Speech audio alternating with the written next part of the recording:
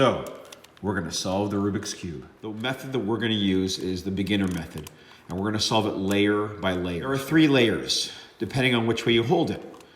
This is always the top layer. If you hold it this way, this is the top layer. The way I was taught is we solve the top layer first. Solve the top layer first. We're going to hold it so the color that we want to solve will be on the upside. So we're going to choose green as our color. Green is our color. Green will be on the top, the way I'm holding it. But because green is on the top, that means blue should be on the bottom. Just to recap what we learned before. We say turn the cube up. We're going to turn it this way because that is clockwise if we were facing towards us, up. We're going to hold it this way when we do up. If I say up inverted, we go the opposite way. This is up. This is up inverted. Right, right inverted. Left, left inverted. Down, down inverted. And front, front inverted. The first thing I'm going to teach you before we start solving the cube is a really important algorithm because it comes in handy at the very end of solving everything, and it's one of the easiest ones to remember. Right inverted, down inverted, right, down. Right inverted, right, down. So what we're going to do is start to solve what's called the cross.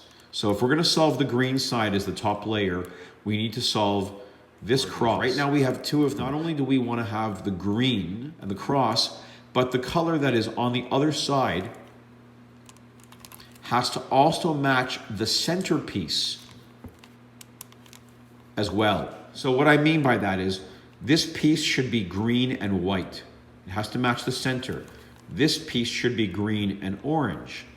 This piece should be green and yellow, and this piece should be green and red. And you can see none of them are right. This is a green and orange, which means it needs to be over here. It will be really easy. If you have any greens on the top, just spin one of them. What this means is we want to look for any green edge pieces that are already on the top layer. We want to look at the corresponding side piece, in this case orange, and we want to spin it until that orange meets up with the center of the orange like it does now. You're only going to be able to use this technique once. This is because we don't want to unsolve the orange-green edge piece that we just solved. However, you may solve more than one piece by using this technique, but usually it's just one. Except for the center piece. If you do not have any other green pieces on the top, then you'll skip this step and go directly to the next technique, as I'll show you in a moment. The following technique allows us to solve the remaining 3 edge pieces without accidentally unsolving any other pieces that are already solved. In this example, we are going to be solving the green-orange edge piece using this technique. You'll notice, however, that the green and red edge piece has already been solved, and we did this by using technique number 1, off camera. I have one like this. We want to get this one over here. We would spin this down. We just turn it around. Now you can see the orange is lined up. One thing I forgot to mention that's very important is when you want to put an edge piece where it needs to go, you need to get it first directly underneath where you're trying to put it. Usually this means rotating the piece from the top to the bottom, and from there rotating the bottom layer so the piece is directly under the intended spot. Sometimes the piece will already be on the side as noted in this example, so instead of turning it 2 rotations from the top layer to the bottom, you'll only have to turn it 1 rotation from the side to the bottom. Here on the top layer is where the piece needs to go. We shifted it from here to there, and then all you've got to do is turn it. Make sure, of course, that you turn it 2 rotations to get it to the top layer. And now the piece is finally in the place that it should be. We've still got the red and the green. Now, other ones aren't going to be as easy. So what we need to do is find any other ones. So here we have a green and a yellow. And we know we spin it till we see the yellow. Here we're rotating the bottom layer so that the yellow and green piece is directly underneath where it needs to be, which is right here. Now we just rotate the front layer 2 turns, and it's exactly in place where it needs to be. You can tell if I spin it, it's the right piece, but it's flipped. It's the wrong way. The yellow should be here and the green should be there. Here's your first algorithm, and this is to get this piece to flip over.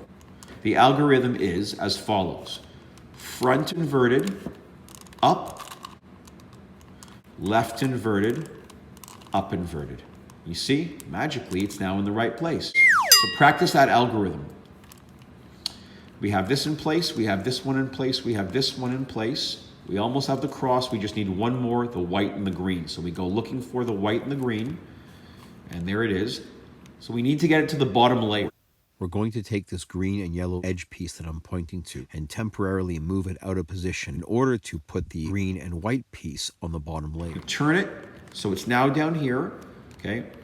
You spin it around, but then we want to push this one back up so we keep that one there. If we don't put it back up, we'll lose that one. Now the white's on the bottom, we move it till it's underneath, and we flip it, and we're in the same position as before. We have to do that algorithm again. It's front inverted, up, left inverted, up inverted. I'll show you some tricks on how to eliminate a certain amount of turns. You can do it in less turns, but for now that's it. So you can see we now have the green cross. Red matches up, green, white matches up. Forget these other white pieces. Remember, we're just looking at these two. Orange and orange, still have the cross.